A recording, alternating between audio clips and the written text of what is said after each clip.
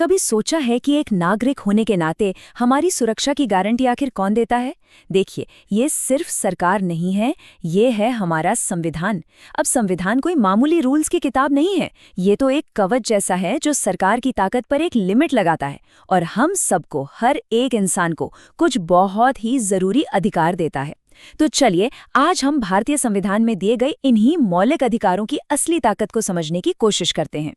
अच्छा, इन अधिकारों की अहमियत को सही में समझना है ना, तो पहले ये देखना होगा कि जब ये अधिकार होते ही नहीं, तब क्या होता है। आइए, दो ऐसी सच्ची कहानियों को जानते हैं जो दिखाती हैं कि जब अधिकार छीन लिए जाते हैं तो क्या होता है। जब कोई सिस्टम अपना वादा तोड़ता है तो सिर्फ भरोसा नहीं टूटता, जिंदगियां बिखर जाती हैं। हमारी पहली कहानी कुछ ऐसी ही है, एक टूटे हुए वादे की। 54 साल। सोचिए जरा, ये सिर्फ एक नंबर नहीं है, ये वो कीमत है जो एक इंसान को चुकानी पड़ती है जब उसके अधिकारों को पूरी तरह से नजरअंदाज कर दिया जाता है। ये कहानी है मचल लालुंग की। 23 साल की उम्र थी जब उन्हें गिरफ्तार किया गया। उन्हें मानसिक रूप से ठीक न मानकर एक अस्पताल में भर्ती करा दिया गया। अब देखिए, डॉक्टरों ने 2-2 बार चिट्ठी लिखकर अधिकारियों को बताया कि लालुंग बिल्कुल स्वस्थ हैं और उन पर केस चलाया जा सकता है, पर किसी ने ध्यान ही नहीं दिया। लालुंग पूरे 54 साल तक हिरासत में रहे और इस दौरान उनके केस की एक बार भी सुनवाई नहीं हुई। सोचिए, 77 साल की उम्र में जब वो छूटे तो उनकी पूरी जिंदगी बस यूं ही बीत चुकी थी। ये सिर्फ एक गलती नहीं थी, ये उनके जीवन और स्वतंत्रता के अधिकार का सीधा सीधा हनन था, जिसमें इंसाफ के लिए तेजी से सुनवाई का हक भी शामिल होता है। तो ये तो थी एक अकेले इंसान के साथ हुए अन्याय की कहानी। लेकिन सोचिए, क्या होता है जब यही अन्याय हजारों लोगों के साथ एक साथ हो रहा हो। साल 1982 में एशियाई खेलों से ठीक पहले बड़े बड़े कंस्ट्रक्शन के कामों के लिए देश के अलग अलग कोनों से हजारों गरीब मजदूरों को लाया गया। उनसे बहुत ही खराब हालात में काम करवाया गया और तो और उन्हें सरकार की तय की हुई मिनिमम मजदूरी से भी कम पैसे दिए गए। इस मामले को कुछ समाज वैज्ञानिकों की एक टीम सुप्रीम कोर्ट तक ले गई। उन्होंने दलील दी कि मिनिमम मजदूरी से कम पैसे देना तो एक तरह की बेगार या बंधुआ मजदूरी ही है, जो कि शोषण के विरुद्ध अधिकार का उल्लंघन है। कोर्ट ने ये बात मानी और सरकार को आदेश दिया कि इन सभी मजदूरों को उनकी तय की हुई मजदूरी मिलनी चाहिए। तो मचल लालुंग का मामला हो या इन हजारों मजदूरों का, ये कहानियां हमें एक ही सच बताती हैं कि अधिकार सिर्फ मान लेने से कुछ नहीं होता, उन्हें संविधान में लिखना और फिर उनकी रक्षा करना बेहद जरूरी है। तो सवाल उठता है कि इस तरह के अन्याय को पक्की तौर पर कैसे रोका जाए? और जवाब है, संविधान में ही अधिकारों का एक घोषणा पत्र, यानी एक नागरिक का अपना वारंटी कार्ड। तो सवाल यही है कि मचल लालुंग और उन हजारों मजदूरों के साथ जो हुआ, वैसे अन्याय को होने से कैसे रोका जाए? नागरिकों को ये सुरक्षा आखिर मिले कैसे? और इसका जवाब न बहुत ही आसान सा है। अधिकारों का ये घोषणा पत्र एक वारंटी कार्ड की तरह होता है। जैसे हम कोई टीवी या पंखा खरीदते हैं तो हमें वारंटी कार्ड मिलता है ना, जो गारंटी देता है कि ये प्रोडक्ट ठीक से काम करेगा। बस ये भी वैसी ही एक गारंटी है नागरिकों के लिए। असल में ये अधिकारों का घोषणा पत्र संविधान में लिखी उन राइट्स की लिस्ट है जिन्हें एक स्पेशल प्रोटेक्शन, एक विशेष सुरक्षा मिली हुई है। यानी इसका सीधा सीधा काम है सरकार को रोकना, ताकि वो नागरिकों के अधिकारों के खिलाफ कुछ ना कर सके, और अगर कभी ऐसा हो भी जाए तो उसका समाधान भी पक्का हो। और देखिए, भारत में इन अधिकारों की मांग कोई अचानक से नहीं उठी। आज़ादी की लड़ाई के दौरान ही हमारे नेताओं ने इनकी अहमियत को समझ लिया था।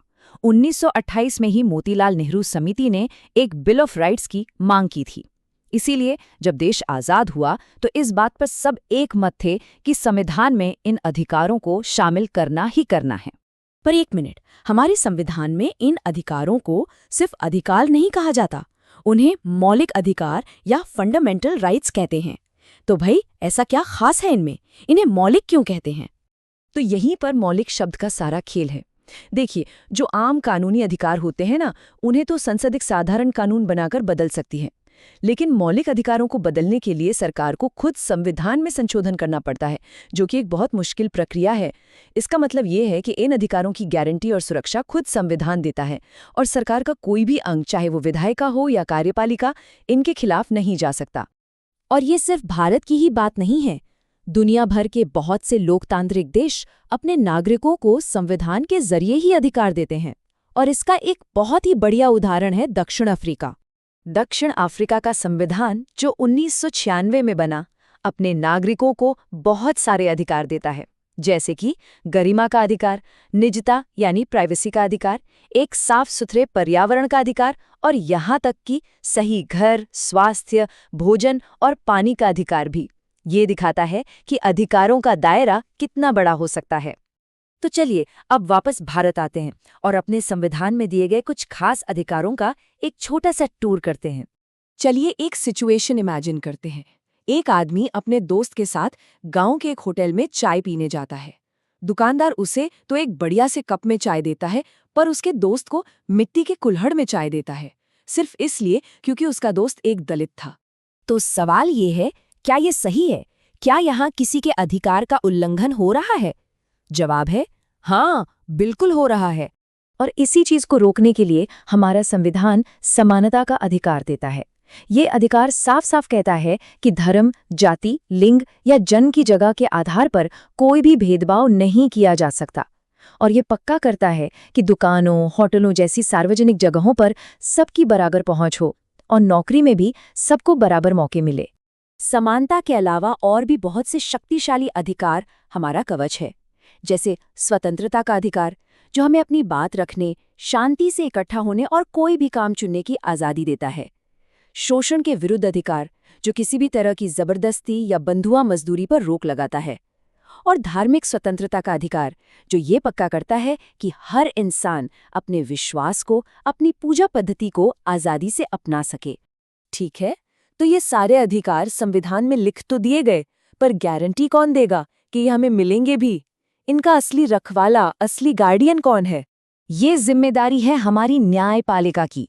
सुप्रीम कोर्ट और हाई कोर्ट के पास ये ताकत है कि अगर सरकार का कोई भी कानून या कोई भी फैसला मौलिक अधिकारों को छीनता है, तो वो उसे अवैध घोषित कर सकते हैं। असल में वही इन अधिकारों के अंतिम संरक्षक हैं। तो अब एक आखिरी और शायद सबसे जरूरी सवाल, क्या ये जो अधिकार हैं ये अनलिमिटेड हैं? मतलब क्या इनकी कोई सीमा नहीं है? असल में जवाब है नहीं। हमारा संविधान सरकार को इन पर उचित प्रतिबंध यानी रीजनेबल रिस्ट्रिक्शंस लगाने की इजाजत भी देता है। जैसे बोलने की आज़ादी पर देश की सुरक्षा के लिए रोक लगाई जा सकती है। पर यहीं से सबसे बड़ी बहस शुरू होती है, कौन सा प्रतिबंध उचित है और कौन सा नहीं। और व्यक्तिगत आज़ादी और समाज की सुरक्षा के बीच ये संतुलन बनाना ही हमारे लोकतंत्र की सबसे बड़ी खूबी भी है और सबसे बड़ी चुनौती भी।